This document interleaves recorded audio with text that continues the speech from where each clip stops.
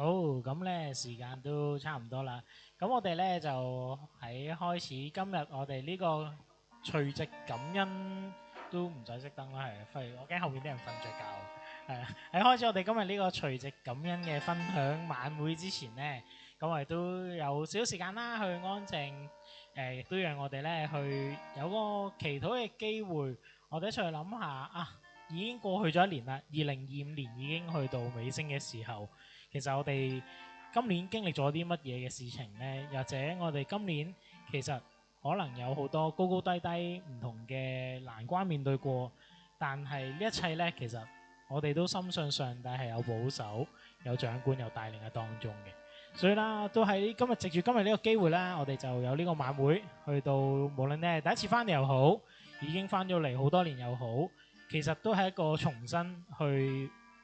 再一次去同上帝交流，再一次去睇一睇啊！上帝其實你喺邊度？你做咗啲乜嘢？又或者上帝你做緊啲乜嘢呢？係啦，咁喺開始之前，我哋一齊低頭禱告。慈悲天父上帝，多謝你今日透過呢個晚會，讓我哋有機會去再次去睇到你對我哋嘅愛。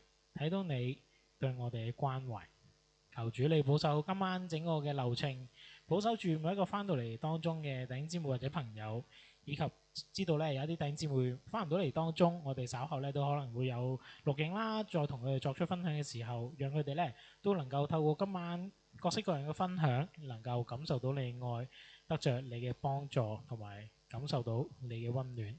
求主你保守祝福主用人。亦都保守住陣間我哋以下落嚟嘅分享嘅時間，保守住我哋嘅歌聲，保守住我哋嘅一切。求主你看顧帶領。以上嘅禱告係奉我哋愛子耶穌基督名字求，阿門。好啦，各位弟兄姊妹晚上好啊！咁今日咧，我哋聚集咗喺呢一度咧，就係一個時間，我哋一同去數算上帝嘅恩典啦。咁呢度咧有篇經文嘅，咁喺詩篇46篇入邊咧都話俾我哋聽，神是我們的避難所，是我們的力量，是患難中隨時的幫助。今日咧，我想咧就同大家分享一個我哋嘅見證。喺我哋嘅生命入邊咧，係一個好短暫、好短暫嘅時間，但係係一個好影響我哋好深遠嘅旅程。咁關於啲咩嘅咧？其實就係關於咧，我之前咧係有咗個 BB 啦。咁亦都係關於咧，我哋點樣喺學習喺一個好大嘅風浪入邊咧，去睇到上帝嗰個出人意外嘅平安。咁咧，呢一切咧就要喺大約半年之前開始講起，因為咧其實我哋一直都計劃想要小朋友嘅，咁所以咧喺半年前咧我就發現咗咧我自己有咗 BB 喎。咁咧當呢個驗孕棒咧顯示2條線嗰一刻咧，咁我哋咧梗係好開心啦。我仲記得嗰日朝頭早咧就係我去瞓緊覺嘅，我去翻工嘅，咁我咧就去驗啦，驗完之後咧就發覺有2條線啦。咁跟住之後我就入翻去，喂老公，2條線啊，有咗啦咁樣講。咁我仲好記得咧嗰陣時咧，佢係即刻衝起身啦，咁啊攬住我啦。咁我好記得佢嗰陣時咧，仲開心到咧個眼角咧係逼咗一滴眼淚出嚟嘅。咁咧我哋咧就幫佢改咗個名。咁佢個名咧就叫做Wujan。之前你哋有睇到啲 WhatsApp 嘅嘢咧，你哋都應該知嘅，叫做 Wujan。咁啊點解佢叫做 Wujan 咧？就係因為咧呢一封醫生信啦。咁呢封醫生信咧就我有咗 BB 之後咧，咁佢問醫生驗完之後，佢話俾我聽啦。你有冇見到嗰句英文？就係 She's now 6 weeks pregnant and her expected date of delivery will be 2月16號咁樣啦。就係咧佢送遞嚟嘅日子咧就會係2月16號啦。咁嗰陣時我見到呢個 delivery 呢個字，我哋兩個咧就喺度笑咗啦。哦，原來係用呢一個字眼嘅喎，我哋唔知噶嘛，係咪？咁我覺得好搞笑啦，咁就話啊，咁當佢係 delivery 啦，咁就係我哋一份送俾我哋嘅禮物啦，所以咧就用咗 delivery 嘅最後個 ROO 咧就叫做 Wujan 啦，所以佢就係有呢個別名啦。咁咧，但係當然啦，你而家見到我哋咁樣嘅情況，就知道喺呢個喜悅入邊咧，我哋都有好多嘅意外發生啦。咁喺我知道咗咧有咗 BB 幾日之後咧，喺我每一日翻工都會行過嘅嗰條樓梯度，我竟然喺嗰條樓梯碌咗落去，跌咗一跤。嗰陣時咧，我個腦咧好空白。同事喺隔離咧就問我：痛唔痛啊？有冇跌親啊？有冇事啊？有冇啲乜嘢啊？我又覺得自己好似冇乜嘢喎。嗰陣時跌到邊度我都唔知啊，即係個人個狀態係咧，我點樣落地㗎啦，我跌到邊度啦，我完全自己都冇乜意會到呢樣嘢。個心入邊咧就係得一個諗法，就係死啦，唔知 BB 有冇事咧咁樣。咁我老公咧嗰陣時就係喺呢一個學校嗰度等緊我嘅。咁我入到學校嘅時候，我就同佢講我話：喂，老公，我頭先喺條樓梯度跌親啦。咁我就好緊張，我即刻講我喺條樓梯度跌親啦。咁我就問下各位孕婦們、男朋友們啊嚇，如果你老婆或者你女朋友同你講我跌親喎，你會點做？100萬嘅問題，問佢有冇事，係跟住咧，仲有咧，抱去跌一跌，唔好講有冇 BB 先啊，即係跌一跌先啦，即刻抱去醫院係咪？係啦，就睇你哋夠唔夠窩心啦。而我老公佢做咗啲乜嘢咧？佢就係咁嘅，佢淨係做咗呢一個動作啫。嗰一下咧，我心入邊咧就有個嬲怒喺度啦。我心諗：喂，你老婆跌親，同你講跌親，你問都唔問我一句點樣啦？你就係做呢個動作俾我睇係咩意思咧？咁跟住咧，我就問佢啦。我就問佢喂，咩意思啊？咁樣即係佢咧好理智，佢就同我講：呢個係上帝創造俾我哋嘅 BB 嚟噶嘛，上帝會看顧嘅，佢都會成就佢嘅計劃。我開頭諗有冇咁理性啊？當然女人嘅感性就係你關心下我啦，你問下我有冇事都好啊，係咪先？佢咧就係做呢個動作啦。咁但係咧冇諗到咧呢一個從神而嚟嘅平靜咧，竟然成為咗喺我哋之後嘅幾個月入邊咧好重要嘅支撐。跟住就開始講我哋嘅故仔啦。跌倒咗咧喺2日之後咧，我哋就啱啱返完教會啦。係嗰日咧就係一個教友大會嘅日子嚟㗎。唔知你仲記唔記得呢個日子？嗰日教友大會咧，阿莫先生咧，阿莫傳道咧係唔喺度嘅。可能都會有人問莫先生、莫傳道去咗邊度啦嚇。原來咧就係我返完教會之後咧，發現我自己流血出血啊。咁我好緊張咧，我哋即刻咧去咗醫院嗰度啦。咁咧瞓咗喺個急症室度，醫生就幫你照超聲波，喺度照。你不斷咧就聽到嗰2個護士醫生啦喺度講，佢哋講咗好耐啲嘢咧，我都聽唔明佢哋講啲乜。真係聽唔明佢哋講乜。咁我 U 喺邊啊？揾唔到 U 喎，U 喺邊啊？唔知係邊喎，冇喎，U 唔知係邊喎。講咗好多嘅專業名詞啦。跟住之後咧，照完一輪，又揾咗另外一個醫生入嚟，就同我講：都係再喺度照啦，都仲喺度傾啦。個 U 喺邊啊？唔知喺邊。咁我咧聽唔明佢講咩之際咧，最後咧佢就同我講，好認真同我講。小姐啊，我哋咧而家揾唔到你 BB 個胎盤啊，揾唔到喎，喺個子宮入邊。咁可能係因為有機會周數太細啦，咁亦都有機會咧，可能係宮外孕啦，即係唔成功啦，又或者可能你已經流產咗都唔出奇。咁啊，穩陣起見你留院啦，你留院1日啦。婦產科病房嗰啲儀器咧精準一啲、先進一啲，咁你就去嗰度再 check 下啦。咁喺嗰晚咧，我就被逼留院啦。上咗病房咧，等咗好耐，等咗一大段時間之後咧，我諗我係應該我哋教會完咗1點鐘嘅時間啦。但係我去到夜晚上咗病房嘅夜晚，應該大概10點幾11點嘅時間咧，跟住醫生咧就終於嚟啦，幫我再去檢查啦。檢查完之後咧，我終於咧就喺嗰個熒光幕度咧見到一個好細粒嘅胎盤。最終咧揾到胎盤，喺嗰個時候咧，我非常感謝上帝，因為我知道咧上帝佢冇離開過我。咁但係由於我好怕我屋企人會擔心，我唔係好敢同我屋企人講我入咗醫院。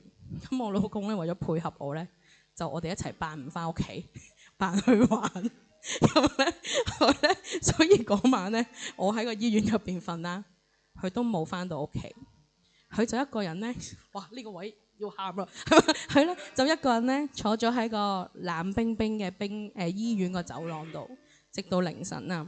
咁佢咧就寫咗一篇日記。嗰陣時咧有啲 Apps 咧就係你有 BB 可能係記錄 BB 生長啊，咁你可以寫啲日記咧，就兩夫婦都睇到嘅。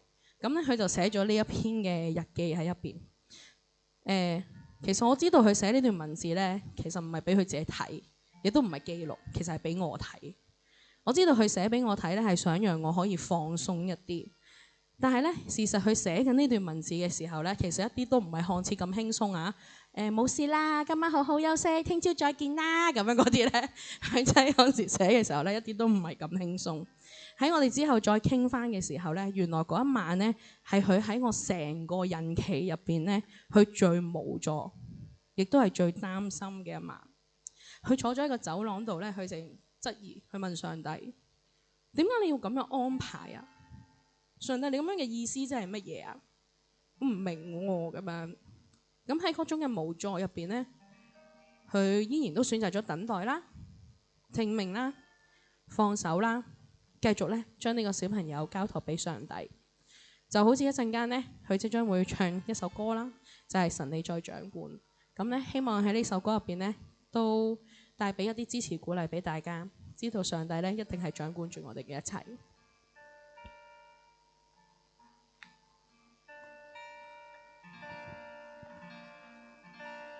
我望着前路，是迷亂像網一片，幾多挫折打擊，未明白造物旨意。我踏着細沙，在海邊走過，晚風中心裏聽你聲。聽颯颯海風，在寧靜細雨低訴，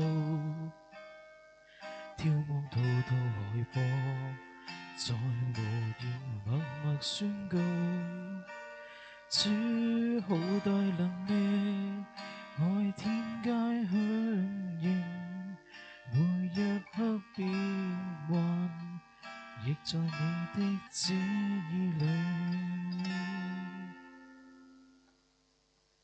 神你在掌管，時間萬有空間，在你的手裏一切定有時。神我的一生，神你定有預備，我記得失只想你來導引。我仲好記得咧，嗰晚真係喺嗰條咁嘅走廊度，由下晝由急症室上到病房，跟住由病房等佢可以做一啲嘅檢查，等到探病時間終於可以見翻老婆，入到去仍然係繼續等，喺度等。我仲記得係唔可以食嘢，因為佢未做任何嘢，未見醫生係唔食得嘢。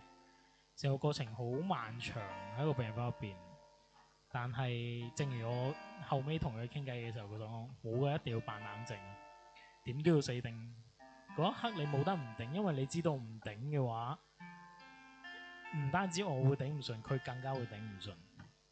所以嗰一刻係，仲要係我冇理由無啦行開㗎啦，咁一定喺病床入邊咧就冇事嘅，冇事嘅，冇嘢㗎，冇嘢㗎。我今晚唔返屋企有幾閒啫 ，OK 㗎，可以喎，翻舊會瞓咯。之前都係咁㗎啦，以前都試過啦。但係當真係探病時間響鐘結束，真係坐喺門口，所有人探病完走晒，坐喺嗰度係頂唔住，好真實咁樣問上帝：點啊？有冇搞錯啊？即係你究竟想點啊？即係冇理由啊！我哋都叫做即係雖然唔係18、22，都叫做冇病冇痛，正正常常。點解要俾我哋經歷啲咁嘅事情啊？即係當然後尾我哋知道，其實流血係一件好普通嘅事情，好平常對於孕婦。但係當下新手咩都唔知嘅時候，真係好亂。但係仍然希望老婆瞓到覺，視像佢冇嘢啊 ，OK 啊，我喺出面 OK 啊，我等多陣先走啦。你有咩 WhatsApp 我就喺門口㗎咋，直至到佢真係話瞓覺啦，我先離開，行落去搭輕鐵翻三聖，因為唔翻到屋企，唔係唔翻，係避免翻屋企啦。嗰晚係真係結婚之後第一晚同老婆分開，即係。但係唔係因為工作，唔係因為咩，居然係一個咁嘅原因而分開，係好無奈，但係亦都好現實。正如之前一路嘅同太太傾談或者個分享後講，真實嘅只可以相信上帝帶領，因為你好清楚知道，去到呢一刻呢個狀況，你冇嘢可以做得到。但係你願唔願意相信上帝會帶住你行過餘下嘅路程呢？我只可以同上帝講，上帝，我真係咩都唔知，我咩都唔明，我唯有將一切交俾你。既然呢個 BB 一開始我確信係你賜俾我哋嘅話，我哋亦都確信你一定會看顧住我哋之後嘅路程。所以呢一個就係我哋相信，就係我哋對上帝嘅確信。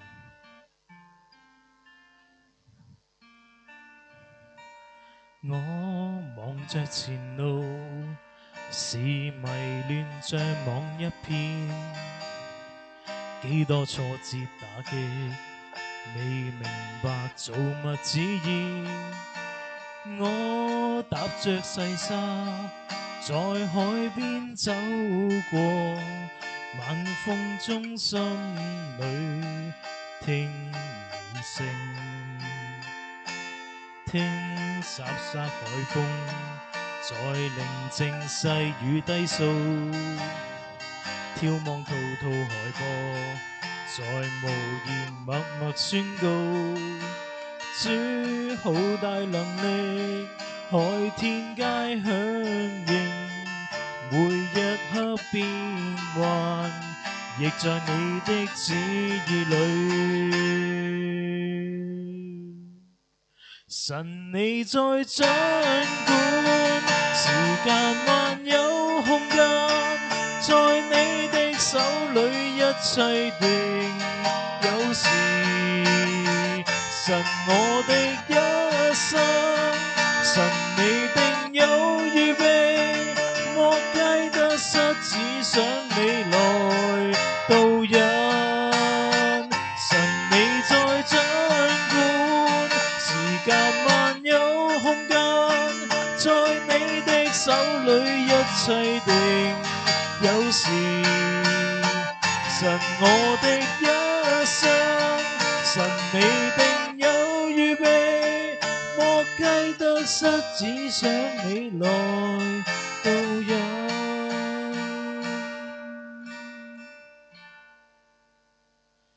莫計得失，只想你來導引。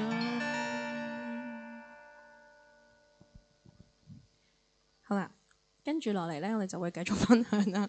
咁咧，歡迎大家陣有歌咧，可以同我哋一齊唱嘅，係啦，亦都歡迎大家攞定紙巾先嘅，可以俾個空間大家。係啊，咁咧繼續落嚟咧，就係後來我哋先至知道咧，原來今次意外我哋嘅跌親啦，同埋出血咧，其實反而咧促使咗咧醫生去調整咗我嘅預產期，因為佢一直都話揾唔到個 BB 個胎盤啊嘛。咁佢就話因為你嗰個即係有咗嘅週數咧，係唔係你預期嗰個嚟嘅？係應該俾你預期之後先至有嘅。咁個 BB 咧其實而家應該更細嘅，即可能得4個禮拜嘅啫。即係本身我見到頭先嗰份就係話6個禮拜啦，咁佢就應該係得4個禮拜到嘅啫。咁跟住咧，我哋就要去做一啲嘅檢查啦。如果認識嘅話咧，咁我哋會做一個叫度頸皮嘅檢查嘅 BB。咁咧就會本身咧就係中孕期，可能去到18週啊、20週先至做嘅。咁但係咧，由於提早咗嗰個即係褪遲咗預產期咧，咁佢就幫我提前咗咧，就喺早孕期嘅時候就做啦。12週之前就要做咗佢呢個度頸皮嘅檢查啦。嗰陣時都唔明點解嘅，但係而家咧翻轉頭睇咧，覺得呢個真係上帝一個好精心嘅安排。點解咁講呢？提早咗喺12週嘅時候做咗個度頸皮嘅檢查呢。嗰次呢係我第一次呢係見到一個好識俾反應嘅烏賊。都要講少少，因為雖然呢個係好似好 side track 講學術討論啦，因為中孕期檢查呢主要係做抽血、抽化驗，而早孕期呢係真係照超聲波去睇嗰個胎盤嘅構造，所以原本呢。我哋按照原定嘅預產期呢，我哋係冇得做照超聲波呢個動作，只能夠抽啲組織去化驗睇下佢嗰啲 percentage 嘅概率高唔高，會唔會有啲咩唐氏綜合症啦。但係正正就係因為呢個預產期嘅調動，而我哋係變咗有得重新去睇翻超聲波檢查，有得真係用肉眼去睇到嗰個黑白畫面嘅圖像，睇到嗰個 BB 嘅結構個形態係點樣。而正正就係嗰一刻，我哋一齊入到房就睇到嗰個烏陣嘅狀況。係啦，咁呢一次咧，其實之前都有照過超聲波啦，咁但係咧個 BB 可能真係仲好細周次咧，仲係一粒一粒咁樣嘅米啦。咁但係今次咧已經係12週啦嘛，咁我哋去再睇嘅時候咧就見到佢識喐咯喎，見到佢咧有手啦有腳啦，識喐啦。咁我哋咧一直咧喺度度嘅時候咧，咁如果你度頸皮咧就係度 BB 頸後邊呢個位置嘅頸皮，即係嗰個厚度啦。咁但係咧呢個小朋友咧就非常之 naughty 啊！咁佢咧就一直咧對住個鏡頭咧就係咁攞兩隻手出嚟，係咁喺度 V， 跟住咧護士咧用咗好多方法，不斷好大力咁樣搖我個肚啦，跟住要我去行嚟行去啦，都度唔到，都唔係好度到，佢一直都 keep 住呢一個 pose 同呢個姿勢，直到最後啊！咁有陣時睇到我哋仲覺得好得意，好開心咁啦。咁但係咧，最終咧，護士咧就同我講咯喎，咁今日度完頸皮啦，咁個數字咧係6.1。如果認識嘅朋友咧，我諗你哋可能會知，其實咧上網睇啦，數字超過3咧，已經係一個高危嘅群組嚟㗎啦。即係話咧，呢個 BB 咧，如果超過3嘅頸皮嘅話咧，即係話佢可能已經係 DNA 出咗問題。有機會會有唐氏綜合症啦，又或者可能係結構上面發展上面有異常啦。但係護士都再補充嘅，佢話除咗我度到係6.1之外咧，其實睇到 BB 咧成個狀態全身咧都係水腫。佢話呢個情況咧唔係好正常。當然啦，護士補一句啦，未必準確嘅，因為咧度嘅時候其實唔係好度得清楚啊嘛。咁你聽日再覆診啦，咁我請醫生再幫你度多一次啦。咁嗰一日夜晚咧，我哋就翻咗屋企。咁如常地啦，我哋晚晚都會禱告嘅。咁我哋就繼續為 BB 去禱告啦。咁我哋就同上帝講喎，上帝啊，我哋願意咧順服喺你嘅面前㗎。求你按你嘅旨意去行啦。無論個結果係點咧，我哋順服嘅，我哋願意接受嘅，咁樣啦。咁跟住去到第2日覆診嘅時候咧，朝頭早嘅時候咧，我突然間喺度諗，點解我唔可以任性少少咧？點解我咁乖咧？點解我一定要聽晒上帝嘅説話咧？咁於是我就諗，不如我求佢啦，我求佢俾個神蹟我睇得到啦。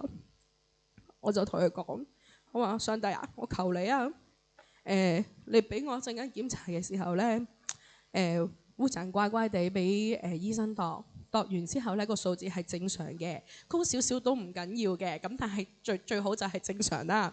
咁如果你俾我睇到嘅話，我真係一定會好好為你去做你想我做嘅嘢㗎。我求你俾我睇呢個神蹟啦。嗰陣時我覺得自己有少少咧，好似係討價還價。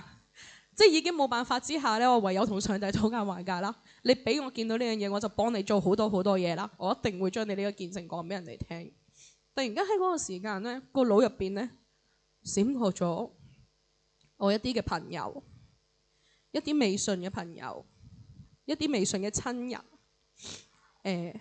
嗰一下我就喺度諗啦，上帝原來你係咁嘅意思，你想我向呢啲人講福音。你想我傳福音，好啊！你俾我睇到嗰個神蹟啦，我睇到之後我就好用力咁樣向呢一班未信主嘅屋企人同埋同事去講你嘅作為，我一定會做。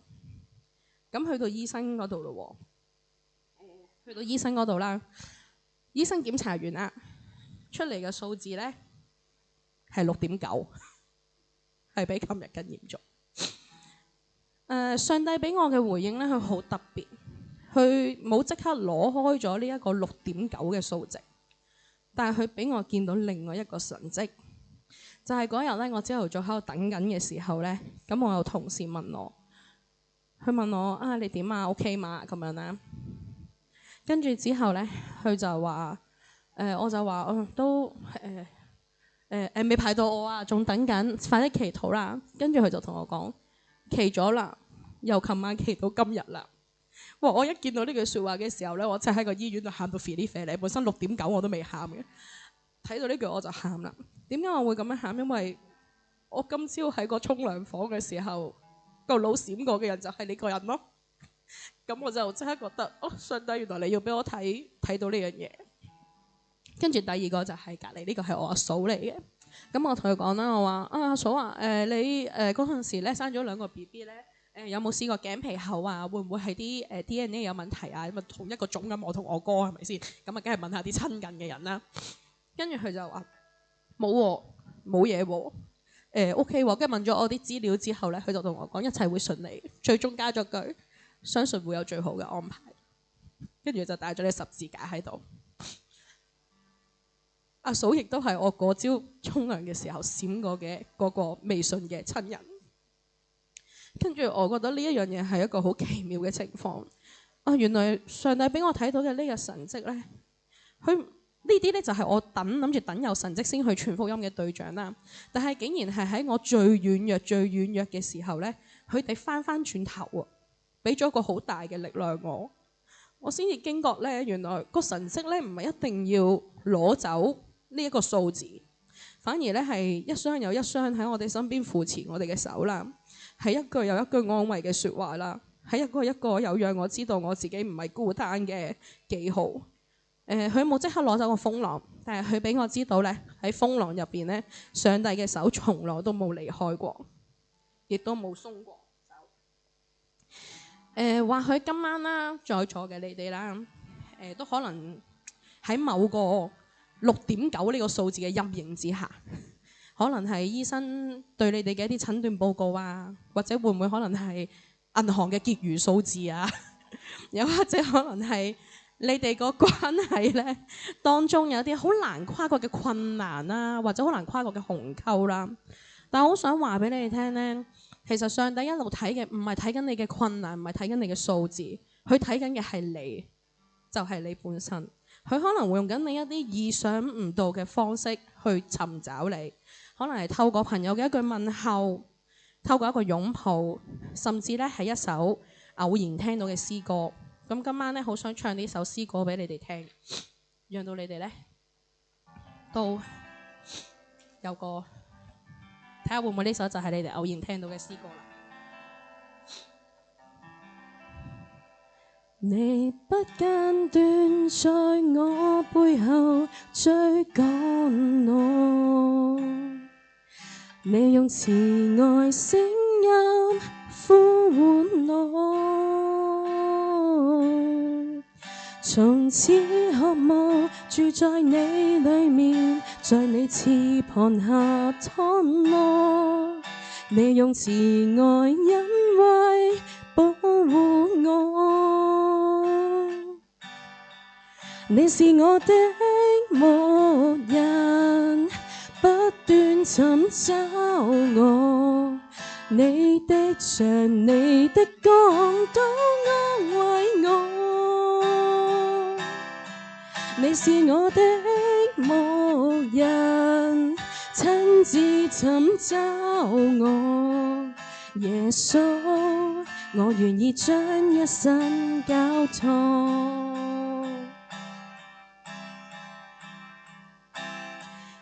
你領我到水邊，傾聽每段禱告，你把我的靈魂甦醒，我必不致缺乏，只需讚頌你的名，耶穌把我尋回到身邊。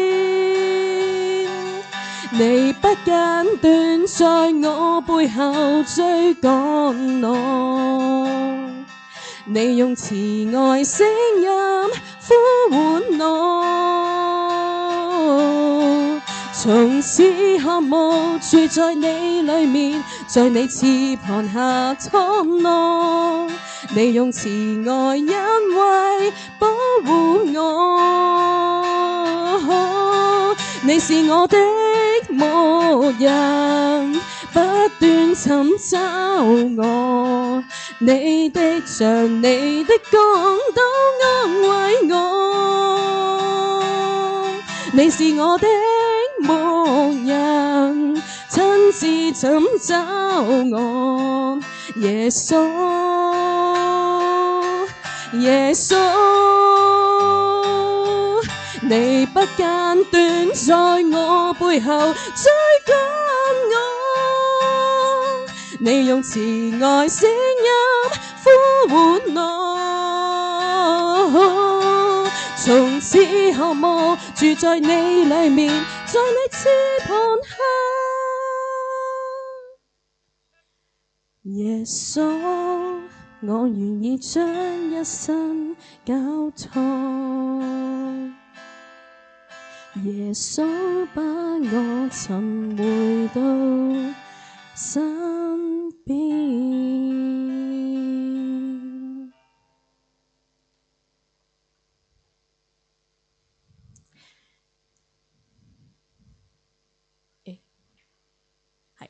耶穌咧，從來都冇停止過，唔係上帝從來都冇停止過咧去尋找佢嘅羊。呢個咧係我哋嘅確信，亦都係我哋嘅盼望。好啦，跟住經歷完呢一個6.9之後咧，咁要做啲咩咧？咁就係咧，我哋咧就要抽呢一個絨毛嘅檢查啦。咁呢個係啲咩嚟嘅咧？咁呢個檢查咧就係一個入侵式嘅手術檢查啦，咁咧佢就要咧直接咧攞一支針管啦，就拮落你嘅子宮入邊啦，跟住抽一啲嘅絨毛出嚟，去睇下個 BB 究竟個 DNA 係正唔正常嘅。咁咧喺呢一個檢查入邊咧，我哋都有啲掙扎，因為咧你知㗎，屯門醫院大家唔好問大家有冇去過，都係講咧，你知道屯門醫院咧嗰啲醫護人員咧，總係咧將嗰啲最壞嘅嘢咧講晒出嚟俾你聽先嘅。咁跟住咧就等你決定做唔做呢個手術嘅。咁佢就話咧，你做呢個手術啲咩危險咧？咁咧就可能會咧個傷口會發炎啦，咁就引致你入邊有細菌感染啦。咁可能咧BB 咧會因此而係啦。小產啦、流產啦，又或者係可能係急唔到第一次嘅時候抽唔到咧，就可能要再急第二次再抽啦。咁咧佢就有講好多嘅資訊俾我哋。咁我哋喺度傾嘅時候咧，我哋諗做唔做咧？其實坊間咧有啲其他方法嘅，可能就係抽一支血咁就去驗嘅啫。咁我哋諗不如我哋出去嗰啲地方度做啦。咁但係咧做嗰啲檢查咧，原來嗰個準確性同埋驗到嘅嘢咧係冇咁多嘅。做呢個入侵式嘅一個抽絨毛嘅檢查咧，係準確度高啲，同埋驗到嘅嘢係會多啲啦。咁跟住咧，我就好彷徨咁樣喺度啊，唔知點好嘅時候咧，咁我同我老公傾啊，點啊，做唔做啊？做咩啊？但係咧，我好感恩咧，就係上帝賜咗你老公俾我啦。佢好肯定就話俾人做啊，做啦咁樣。跟住我話唔驚咩？唔驚，上帝喺度，驚咩啊？口號嚟㗎呢一句，成日都同我講呢一句嘅。有冇？我要俾你講係咪？本身我都唔係好清楚嘅時候都未驚，但係我之後驚係因為原來除咗抽絨毛之外咧，要抽爸爸媽媽嘅血液攞嚟做對比樣本。係啦，點解要咁講咧？因為我老公咧係唔抽得血㗎，佢一見血佢就暈㗎啦。我哋做婚前檢查嘅時候抽過少少血咧，佢都爭啲暈咗喺個紅十字會嗰度。咁咧，所以佢係唔抽得血嘅。咁但係當然唔係因為呢個原因啦，講笑咁講啦。咁咧，我哋就抽呢一個絨毛嘅時候咧，哇！嗰一下決定咗做啦。咁佢好堅定嘅，佢話俾我聽做啦咁樣啦。反正你出到去做又唔 confirm 嘅，又唔係 check 得晒所有嘢嘅，咁你可能翻嚟仲要再補多刀，又要再抽多次，咁不如而家做咗佢啦咁樣，咁好啦做啦，咁做嘅時候咧，我就見到醫生，咁我瞓喺度喎，咁你知佢哋會做得好好啦，啲嘢遮住你啦，但係咧我睇嘅時候咧，佢有支咁長嘅一支針筒，粗粗地嘅，跟住咧我係 feel 到佢麻醉嘅，但係佢係懟咗落我肚度啦，跟住之後就插入個子宮度啦嚇，跟住就抽啦，抽嘅時候咧仲要同你講。hold 住啊，唔好喐啊，跟住咧就不斷喺度咁樣喐啦，佢哋不斷喺度咁樣啦，喺度抽啦，喺度泵嗰支嘢啊嘛，咁喺度抽啦。開頭我都冇咁大感覺，當我最大感覺嘅時候係咩咧？佢掹翻出嚟，佢掹翻出嚟嘅時候咧就連埋啲血，跟住我係見到咁長，跟住後尾我就喺度諗啦，點解嗰支嘢咁長嘅咧？點解嗰支嘢咁長嘅咧？其實早之前咧，醫生都不斷同我講咧，就係你皮層比較厚，所以咧就可能咧個肌辛苦啲。跟住我就諗，我明啦，一定個脂肪層比較厚，所以嗰支針係咁長啊！我見即係上網睇嗰啲人哋係冇咁長嘅，咁但係都順利做完咗呢一個啦。咁醫生咧就同我哋講啦，抽完㗎啦，好成功啊，抽到嗰啲絨毛出嚟㗎，唔使再拮多針㗎啦。咁但係你就翻去等消息啦。咁如果有問題嘅話咧，3日之內即係驗唐氏綜合症、愛德華病變，即係最大型嗰啲啦。咁就3日之內會有消息㗎啦。咁如果你其他驗一啲細嘅微細嘅基因問題嗰啲咧，就要等14日或者17日咁樣嘅。咁佢就話總之有咩我哋會打電話俾你㗎啦。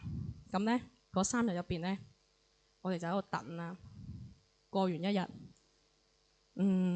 每一次都有打電話嚟嘅時候咧，因為你又唔知屯門醫院有冇來電㗎嘛，見到乜電話你都要聽嘅。每一次聽完之後就。你好，李小姐，請問你買樓啊？你好，李小姐，呢個借貸啊咁樣啦，跟住就係咁撳走個電話，我問陣。每次咧，即係見到呢啲咁嘅莫名嘅電話號碼咧，都會有啲緊張。咁去到咧第3日嘅夜晚咯喎，冇喎，都仲未有電話嚟喎。咁係咪一個好消息咧？冇消息就好消息，咁有事會揾你啊嘛。咁冇呢個消息啦，跟住之後咧，好多朋友都話：哎呀，過咗3日咯喎，係咪冇嘢啦咁樣啦？咁但係嗰陣時，我心入邊咧最真實嘅感覺係我唔敢諗啊！我好驚，我諗咗真係冇嘢之後咧，原來都係有嘢嘅時候，我驚我接受唔到，我就唔敢諗，我就話唔知㗎，佢仲有啲嘢都未驗完，唔好諗咁多啦。總之佢有啲咩會揾我啦咁樣。咁跟住咧，喺呢啲等待嘅日子入邊咧，每一晚咧，我哋都一齊去禱告嘅。咁咧，我哋都禱告入邊，情人都講啦，天父，我知道咧，你已經聽咗我哋嘅禱告噶啦。無論結果係點咧，我哋都好相信你咧，會有一個好好嘅計劃俾我哋。另外咧，有好多嘅朋友啦、同事啦、教友啦，都不斷同我哋講咧，會為我哋去禱告。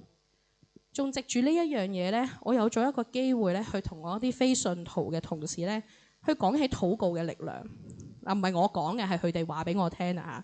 佢哋話：喂，禱告真係有用㗎喎！上次夜晚驚嘅時候，我都係禱告㗎咋咁樣咧，我就覺得好奇妙喎！好有力量，嗰個力量唔係話人哋幫我禱告，覺得我好有力量啦，而係哇！點解上帝你咁勁嘅？你可以藉住一件咁樣嘅事咧，去令到我身邊原本冇乜機會可以同嗰啲人討論呢啲話題咧，但係你藉住呢個小生命咧，去讓到我同佢哋有討論喎。可以講到呢啲話題喎，佢成就咗太多嘢咯，我覺得好叻。跟住咧，大約過咗1個星期啦，咁啊已經過咗7日啦，諗住一直都冇收到電話，就等下次覆診啦，諗住。咁跟住咧，咁嗰日我就同我老公去戲院度睇戲。嗰日睇緊啲咩戲咧？我哋咧係睇《鬼滅之刃》。係啦，大家知唔知《鬼滅之刃》係咩戲？係一套卡通片嚟嘅，喺入邊咧就係咁斬人啊、殺人啊、甩頭啊咁樣嗰啲啦。咁啊一套卡通片啦。咁跟住咧睇下嘅時候咧，接到一個來電，咁佢係寫到明屯門醫院嘅。咁我就聽啦。咁佢就同我講：係咪李正文啊？係。報告出咗咯喎。係。跟住同我講一切正常。冇事，跟住我好記得我嗰一下係而家咁樣啦，抽泣住對講唔該晒你啊姑娘，唔該晒你啊咁樣啦，抽泣住咁同佢講啦。佢仲補多咗句，佢話俾我聽係啊，仲有樣嘢啊，DNA 報告出咗啦，係個女仔嚟嘅，係我哋嗰陣時第一次知道呢個 BB 嘅性別。跟住咧完咗收咗線之後咧，我就攬住我老公喺度喊啦。咁我就係咁喺度喊話冇事啊，護士話冇事啊，護士話冇事啊 ，DNA 冇事啊咁樣啦。佢嗰時好冷靜嘅喎，佢冇嘢嘅喎，佢話好冇事咁樣啦。咁啊，因為始終喺個戲院入邊啦，你喺度抽泣咧，人哋喺度睇緊《鬼滅之刃》啊，你喺後邊抽泣啊，人哋心諗你咩事啦，係咪？咁跟住我哋就我收聲啦，跟住我就繼續睇戲啦。跟住喺我睇下戲嘅時候咧，我突然間聽到咧隔離有啲聲喎，聽到咁樣嘅聲啦，叫我一望咧，就係我老公咧一個男人老狗咧，佢就喺度崩潰地咁樣喺度喊緊，崩潰地咁樣大哭。但係我同佢講嘅時候，佢冇反應㗎。我諗嗰個咧，雖然把口成日都同人哋講冇嘢，我哋好相信上帝嘅安排㗎，我都確信。但係其實個心入邊真係無形有一個好大嘅壓力喺度㗎，即係喺度等緊，每日等緊電話，係等緊一啲未知嘅事情發生嘅時候咧。我諗都係呢幾個，好似係講緊幾個月、幾週嘅事咁樣。但係呢一個嘅壓力啦、憂慮啦、擔心啦。喺我哋知道咗個 BB 係安全無事嘅時候咧，我諗我哋真係徹底咁樣釋放咗，跟住就崩潰地咁樣喊啦。咁我記得我睇完嗰場戲之後咧，我就真係第一時間就打 message， 就同我啲朋友為我代禱嘅教友啦、學校嘅同事啦，跟住我嘅朋友啦，同佢講話啊，多謝你第一關過咗啦，求主繼續保守啦。同埋我都好多謝大家一直去代禱支持我哋啦，希望佢哋能夠一直幫我哋去代禱，因為我哋知道上帝係會聽我哋嘅祈求，特別係我哋眾人一齊去聽祈求嘅時候咧，佢會一直帶領嘅。接下落嚟咧，就想請阿 Ivy 同埋阿豪哥幫我哋唱一首詩歌，就係呢個上帝聽禱告。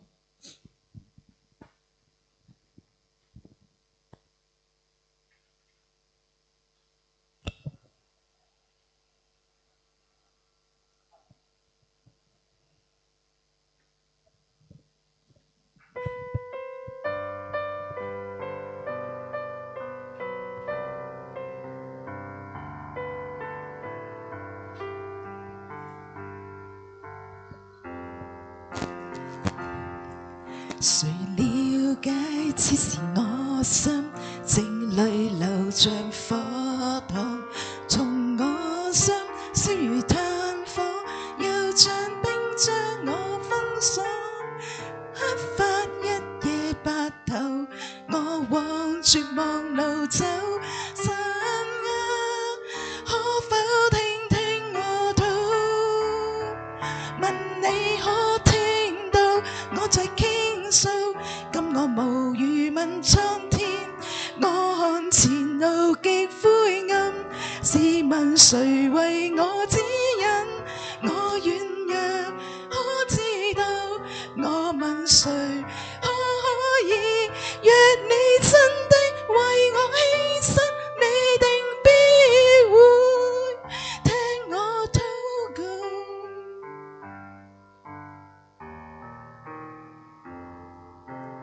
了解此時你心，眼淚從未輕看，從最初一如最初，從來都不變不改，心裏不用懷疑，期盼未盡未息，神會聽聽息息嘆息，聽禱告，我在禱告，因他愛永不止息。我看前路極灰暗，就讓神為你指引，我軟他擁抱，弱，我未能。他可以，上帝應許讓你艱辛最後跨過。跟我禱告，上帝聽禱告，告別苦惱，跟我無言地感激，因他靈魂極寶貴，聽候神為我指引，縱軟弱，他擁抱，靠着神，總跨勝，上帝恩典直教一生也願宣告，他聽禱告，上帝恩典直教創新也願宣告，他聽禱告。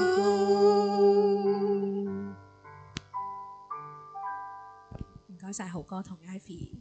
係啊，呢首歌好表達到我哋嘅心情，由一開始嘅無語問蒼天啊，跟住之後到最後知道上帝一定會帶領。跟住呢，故事仲未完，故事仲有。跟住呢，到咗呢2個禮拜之後嘅覆診，咁啊嗰朝早呢，一起身呢，個腦入邊就響起一首詩歌。咁所以呢，嗰朝呢，我一起身呢，我就攞個電話出嚟播嗰首詩歌，儘管我老公仲未起身，我喺佢耳邊係咁播嗰首詩歌。咁呢，跟住之後呢，咁又聽詩歌啦，跟住呢，就去醫院啦。咁去到醫院之後呢，咁就醫生循例都係照超聲波啦，跟住喺度睇呢，又係講一大堆我聽唔明嘅嘢啦。咁啊不斷喺度講話。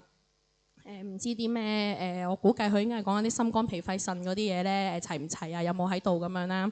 跟住咧，我突然間就聽到佢講一句就係 heartbeat unknown，heartbeat 心跳 unknown 聽唔到。跟住咧我個心就已經即刻窒咗一窒，我句句嘢都聽唔明，我就係聽得明呢一句。跟住我就即刻捉住我老公。佢嗰陣時仲係乜都唔知，佢就望住英鎊個 BB， 但係佢都 feel 到嘅，因為咧個 BB 咧同我哋上次見佢嘅景象完全唔一樣。佢喺個超聲波畫面入邊咧係冇喐過。如果你記得我哋上次見到佢嘅時候咧係咁有嘢嘅，係咪？咁啊今次見到佢嘅時候係冇喐過，一直都冇喐過。我開頭以為佢瞓咗覺，但係聽到醫生講嗰句之後，我就開始個心喺度震，喺度緊張。跟住我就不斷同上帝講：上帝你幫我啊！上帝我求下你啊！上帝你話俾我聽唔係真㗎啦，我聽錯啦！上帝你話俾我聽啦咁樣。跟住最後咧，咁醫生就好平靜，亦都好殘酷咁同我哋講咧：聽唔到 BB 心跳啊！BB 冇咗心跳啦，咁啊，你哋有2個方案嘅。咁一個方案咧就係你可以入院做一個人工流產，又或者咧你可以等你 BB 自己排出，咁但係等幾耐唔知嘅咁樣。咁跟住我仲記得嗰陣時我好冷靜，我都未流眼淚，我就同醫生講：咁我想問下，如果我真係要做人工流產咧，我再去醫院病房嘅時候，醫生會唔會再幫我 check 多一次㗎？係咪真係 confirm 佢冇心跳先會幫我做人工流產㗎？咁佢話：你放心啦，一定會㗎。醫生一定會 check 清楚 check 晒所有嘢先幫你做㗎，你放心啦咁樣。跟住咧嗰一刻咧，咁完咗呢件事之後，我哋就見完醫生啦，出翻去個走廊度，跟住喺個走廊度嘅時候，我哋就坐啦。咁喺我坐嘅時候咧，望住前邊咧就係個產房。但係我哋2個就對住個門口係咁流眼淚，係咁流眼淚。嗰一刻咧，其實唔係真係想喊嘅，亦都唔係真係死去活來，好平靜，好無聲。但係啲眼淚係咁流出嚟，係咁流出嚟。我哋2個就坐咗喺嗰個位嗰度咧，我諗都有9個字，1個鐘，我都唔知自己坐咗幾耐。但係我哋冇講嘢，淨係嗰啲眼淚係咁流落嚟，係咁流落嚟。但係又好奇怪一樣嘢，我覺得我冇之前咁驚恐，因為其實我覺得上帝喺呢幾個月以嚟，其實佢每一次嘅事件，佢都一點一滴咁樣咧去堅固咗我嘅心。雖然我係好心碎嘅，但係我冇嗰種恐懼同埋彷徨啦。咁我哋就最終就係決定我哋會入院做呢個人工嘅流產啦。咁跟住我哋咧坐咗一段時間之後咧，就發現我哋都要走噶啦，都唔能夠再咁樣坐喺度啦自己。咁於是咧，咁我就拖起我老公隻手，跟住之後咧，企起身望住嗰條好長好長嘅走廊，我突然間諗起個腦入邊響起一首歌，跟住就諗起我哋結婚嘅時候咧，我哋一齊拖住隻手行入教堂嘅嗰條路。嗰一刻咧，我好感受到，好彩有你做老公，好彩有你喺度陪住我。上帝真係俾咗一個好好嘅先生我，去讓到我哋可以讓到我可以有一個依靠啦，係一個好堅強嘅後盾啦。咁嗰一首歌咧就係恩典的約誓。咁我今日咧都知我唔會唱得到，所以我就邀請咗阿嘉欣阿傑嚟咧唱呢一首歌。呢首歌咧個歌詞好有意思，希望咧可能你哋係結咗婚啦，又或者未結婚啦，咁但係希望你哋都能夠好似呢首歌詞入邊所講嘅一樣。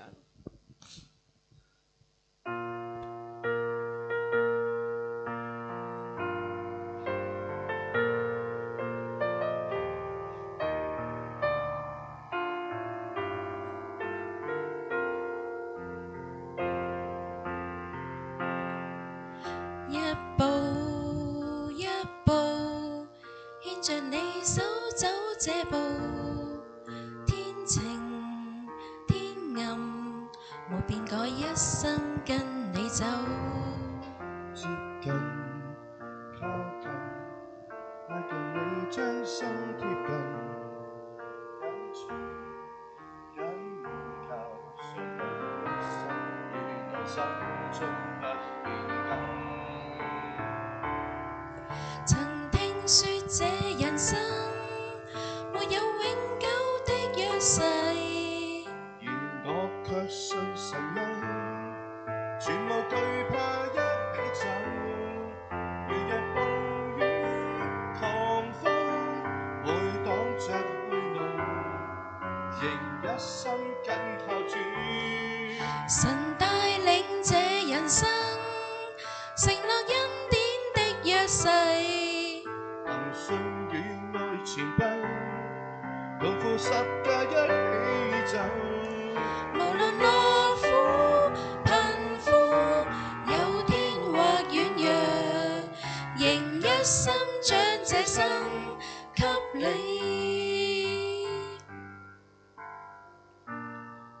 一步牽着你手走這步，天晴天藍沒變改，一生跟你走。接近靠近，挨近你將心貼近，緊隨緊靠，上帝因一生於兩心中不變更。曾聽說這人生沒有永久的約誓，而我確信神恩，全無懼怕一起走。如若暴雨狂風會擋着去路，仍一心緊靠主，神帶領這人生，承諾恩典的約誓。而我與愛前奔，同負十架一起走。無論樂苦貧富，有天或軟弱，仍一心將這生。曾聽說這人生沒有永久的約誓，而我卻信神恩，全無懼怕一起走。如若暴雨狂風會擋着去路，仍一心緊靠主，神帶領這人生，承諾恩典的約誓，憑信與愛前奔，同負十架一起走。無論樂苦貧富，有天或軟弱，仍一心將這生給你，全心交出這生給你。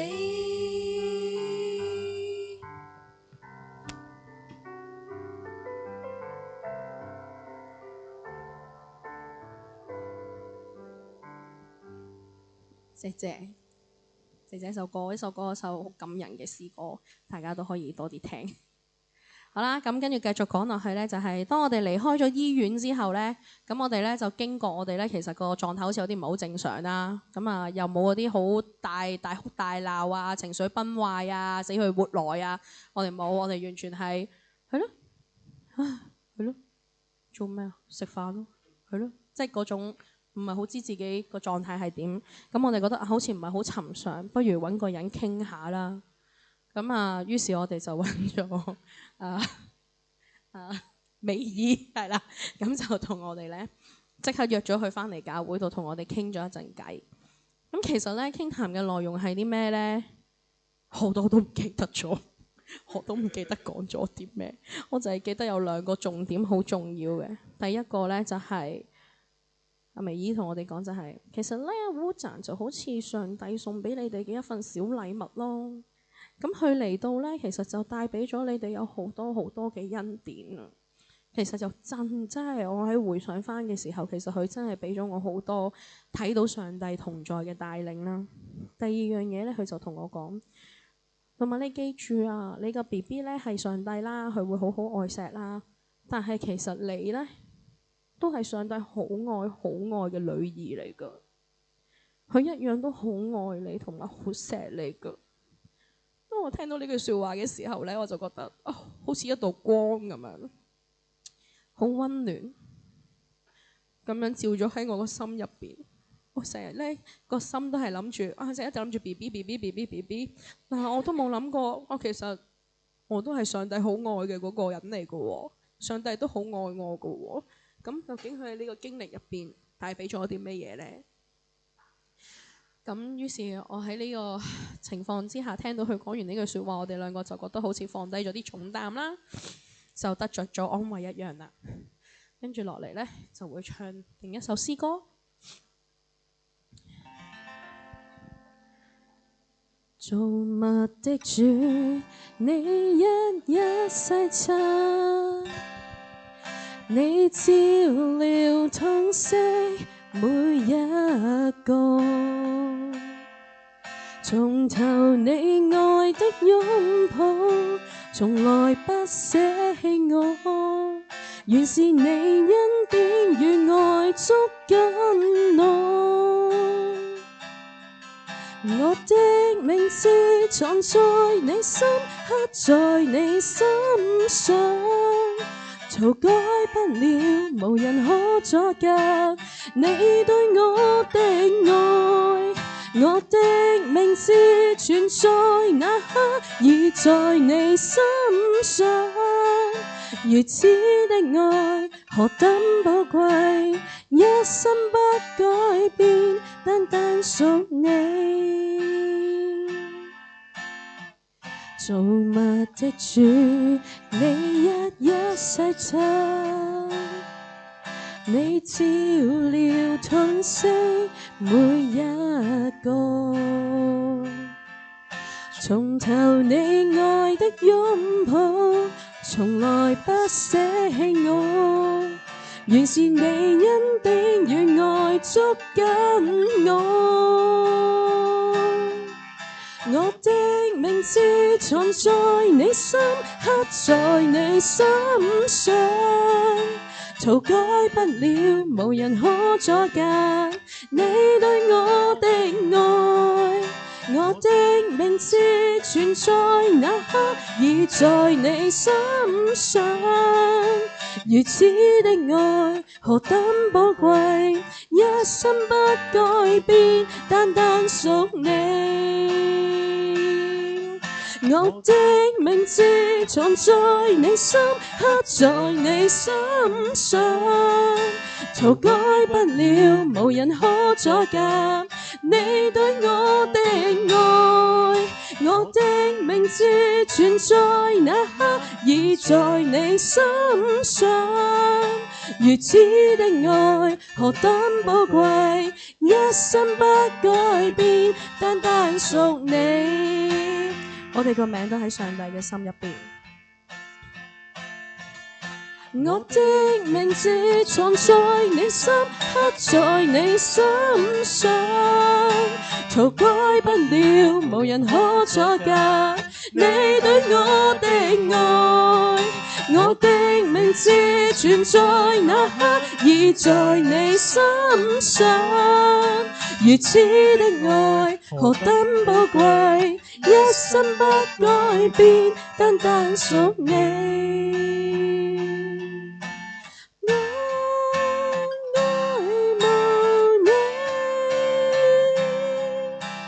我渴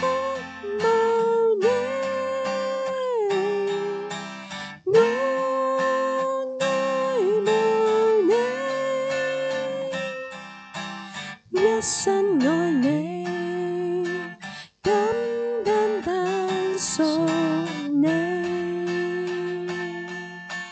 我愛慕你，我渴慕你，我愛慕你，一生愛你，單單單屬你。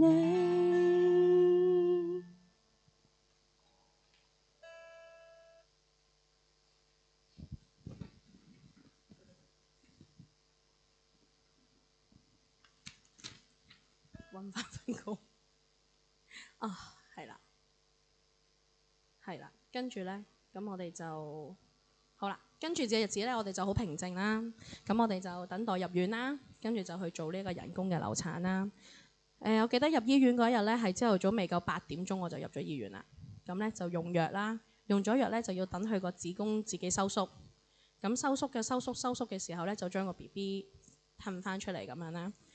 其實都叫一個自然分娩嘅過程嚟嘅。咁咧，我好記得嗰陣時等住個子宮收縮嘅時候咧，我開頭以為係一件好簡單嘅事嚟嘅。咁個 BB 咁細個咧，即係都好快脆會出到嚟啦。跟住咧，佢咧越嚟越痛，一路收縮一路痛，一路收縮一路痛。我覺得直情係痛到咧，真係生仔嗰種痛，就係咬住自己個嘴唇，掹住個欄邊嗰種痛楚。跟住由朝頭早嘅8點鐘未夠入院，跟住到夜晚個9點幾咧，終於個 BB 出咗嚟啦。嗰一下咧，我突然間感覺就覺得啊，一切都完咗咯，完結啦。咁第二日咧，護士好好。邊個成日話屯門醫院啲護士唔好？其實屯門醫院啲護士幾好人嘅，真係。咁咧佢好好嘅，佢哋咧就問我啊，你會唔會想睇下 BB 啊咁樣啦？咁啊有啲人就揀話唔睇啦，因為覺得好驚啦，驚血肉模糊啦，又驚見到會好唔開心啊，好殘忍啦。咁我哋就揀咗睇嘅。咁佢仲問我，你想你而家即刻睇啊，定係想你等埋你先生一齊睇啊？呢啲咁嘅好嘢，我梗係留埋俾我老公啦，係咪？係啊，咁我就當然係同我老公一齊睇啦。咁跟住第二日咧，咁我就同健仔一齊去睇個 BB 啦。其實睇之前咧，講真自己都有啲驚，因為上網咧其實都有 search 一下，即係有定個心理準備嘛，想自己咁啊睇下嗰啲未夠月嘅 BB 出咗過嚟嗰啲咧，哇好得人驚，血肉模糊啦，真係好一劈嘢咁樣啦，真係咁樣講。咁但係咧，到我哋入到去睇嘅時候咧，我哋一望到個 BB， 烏贊好靚，好靚，一啲都冇血。護士咧仲用一個好似襁褓咁樣咧，將佢包住咗。一望到佢嘅時候，我覺得佢個樣好安詳。跟住見到佢手仔、腳仔、塊面咁樣，見到佢嘅五官。咁跟住之後咧，我就同護士講：護士啊，我可唔可以俾少少時間我想同佢一齊祈禱啊，咁樣。跟住我哋就同 BB 一齊禱告，到最後咧，我講咗一句我心入邊好想同佢講嘅説話，就係我同佢講：烏仔你乖啊，喺天父爸爸度，我哋第時天家再見啦。雖然咧佢喺呢個世界上面咧係一個好短嘅時間，但係咧佢永遠都係我哋最可愛嘅女女啦。本身咧，其實我哋仲幫佢改咗個中文名嘅。咁呢個中文名咧，我哋都有諗過啊，不如唔好用啦，留翻第時如果真係自己再有小朋友嘅時候先至用啦。但係咧，我始終都覺得咧，用喺阿烏贊身上咧係最合適嘅。佢個名咧就叫做莫雨希，係啦。點解叫呢個名咧？原來莫字咧就係喺古文入邊咧，其實係有解暮嘅意思啊，朝朝暮暮個暮啊，即係黃昏嘅意思啦。咁個希就係晨曦啦，其實就係想呢個小朋友係由日落到日出，由日出到翻日落，都係講述緊上帝嘅話語。呢個係我哋好希望去改嘅名字。咁跟住最後本身想用嚟即係如果再有小朋友，但係都諗喺呢個小朋友身上係最合適。佢真係由佢一開始有生命嗰一開始，其實佢就已經帶俾咗我好多上帝嘅話語，俾我睇到好多上帝嘅恩典。好似例如一開始有好多未信嘅人同我講，去安慰我，同我講叫我會幫我祈禱，話俾我聽上帝有最好嘅安排嘅一啲神蹟啦，上帝一啲嘅提早嘅預備啦。其實喺知道 BB 要離開之前，佢已經俾咗好多好多嘅心理準備我，讓到我真係 BB 走嘅時候，我未至於崩潰啦，未至於好死去活來啦，亦都俾我哋提早咗度嗰個頸皮啦。點解我係咪喺度諗翻點解上帝要我哋去提早咗俾我哋度個頸皮呢？其實度個頸皮 check 咗係個 DNA 冇問題之後呢，上帝係唔想我有任何內疚同後悔嘅機會咯。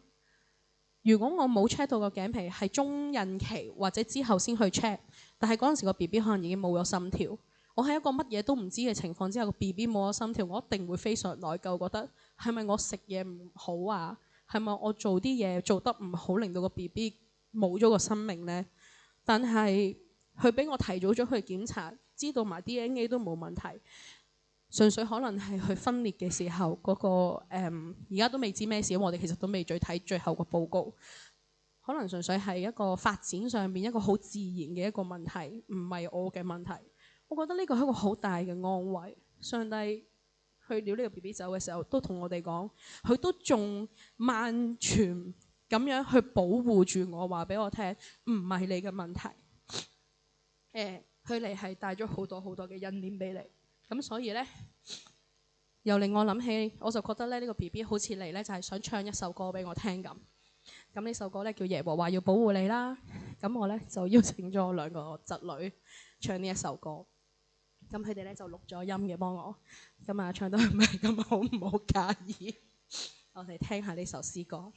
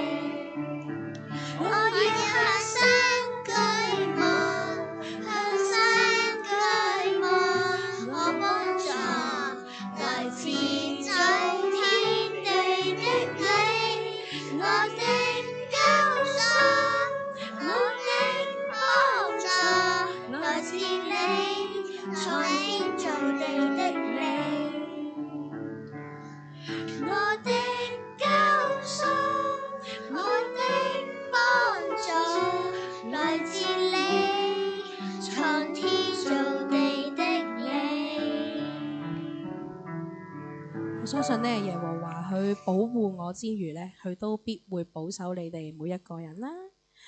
好，去到最後啦，咁啊回看翻呢一段日子呢，我自己突然間喺度諗喎，早2-3個星期，我突然間喺度諗，其實我係咪好離地呢？會唔會有人會覺得，喂，你 BB 都冇埋啦，你仲講感恩，仲話恩典，你係咪好離地啊個人？跟住我開始有啲迷惑，我好似覺得自己同上帝有啲隔膜。當我去遇到問題嘅時候呢，我祈禱，祈完之後呢，我會諗，算啦，我都唔知上帝係點諗嘅，我都唔知佢想我點。我開始覺得有擔憂，喺呢啲咁嘅嘢累積落嚟一件一件事之後呢，我就諗，我係咪仲係俾上帝保守嗰個兒女呢？甚至乎喺呢一個嘅分享會嘅前一個星期，我都仲質疑緊自己，我係咪能夠喺呢個見證分享入邊分享到上帝嘅保守同帶領呢？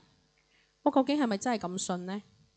即係嗰啲同我一齊夾嘅朋友們就知道，我係成件事佢哋都冇收過任何嘅溫單，因為呢件事我好難再拎得翻起，我亦都唔知點樣去拎，我覺得好重。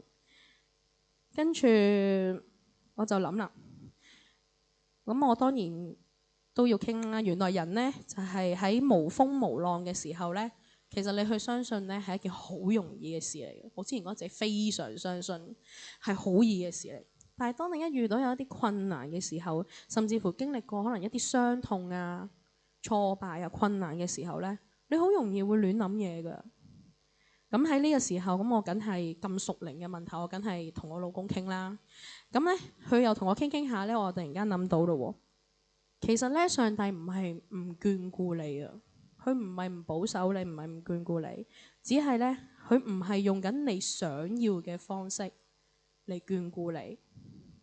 其實我之前經歷嘅所有嘢都好真實，但係呢，都可能會無啦啦呢走失咗喎，因為我哋都係人啦。我哋都有罪啦，我哋都會迷失啦。但係點樣可以翻返去上帝嘅身邊呢？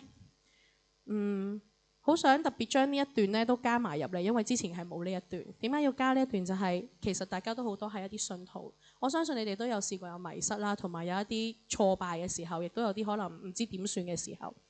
但係其實只要你願意去尋求，同埋願意去同人哋分享呢，上帝總有辦法揾翻你翻嚟。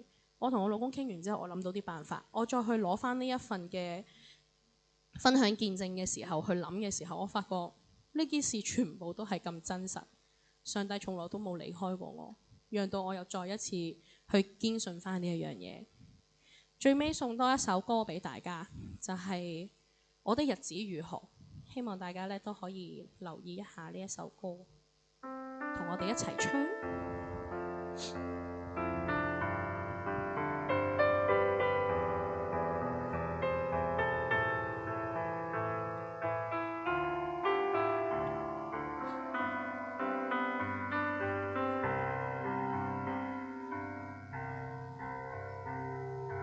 你已奪去我的心，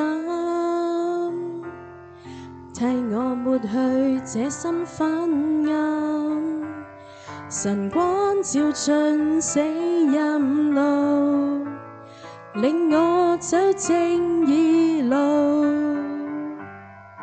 我也奪去你的心，跌進罪裏你拯救，可把愛子賜下，還回本屬你的我。我的日子如何？你的恩典夠多，陪我渡過浪蕩歲月。我本信接納我，我的日子如何？我的力量也如何？若你幫助，軟弱也是堅壯。你已奪去我的心，替抹去這心昏暗，晨光照進死蔭路，領我走正義路。我也奪去你的心，跌進罪裏你拯救，寧可把愛子賜下，還回本屬你的我。我的日子如何？你的恩典夠多，陪我渡過浪蕩歲月。我本信接納我，我的日子如何？我的力量也如何？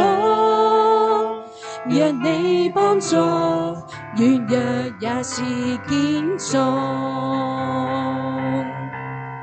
幽谷中有你扶起我，我依靠你幫助。淚雨霏霏都收進你皮袋裏，一生中你愛圍繞我，每刻有你幫助。越過險阻，我在你手堅壯。幽谷中有你扶起我，我依靠你幫助。淚雨霏霏都收進你皮袋裏，一生中你愛圍繞我，每刻有你幫助。越過險阻，我在你手堅壯。我的日子如何？你的恩典夠多，陪我渡過浪蕩歲月。我本信接納我，我的日子如何？我的力量也如何？若你幫助，軟弱也是堅壯。我的日子如何？你的恩典夠多，陪我渡過浪蕩歲月。我本信接納我，我的日子如何？我的力量也如何？若你幫助，軟弱也是堅壯。若你幫助，軟弱也是堅壯。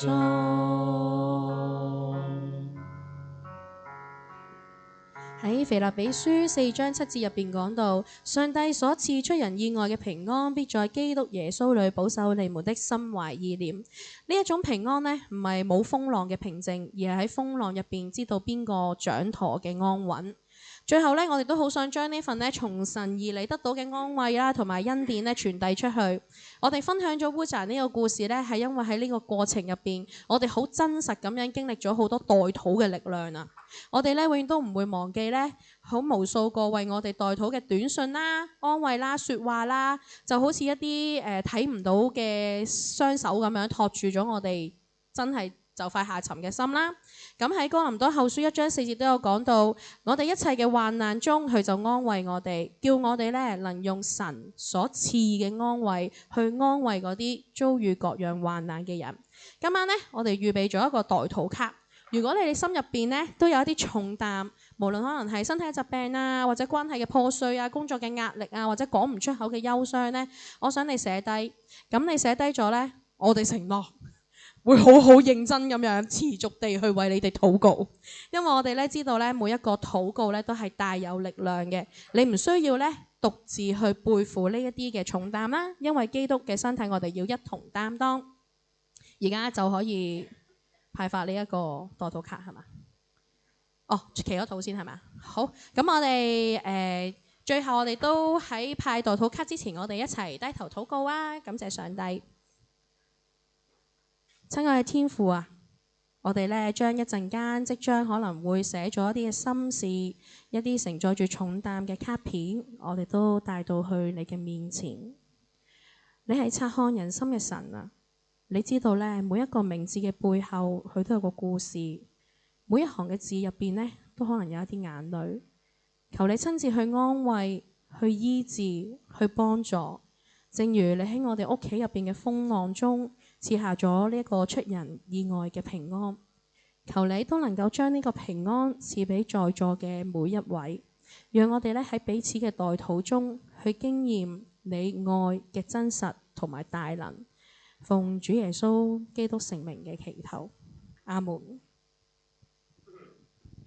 係啦，最後啦都送上一段祝福嘅經文俾大家啦，即係喺民數嘅6章24至26節。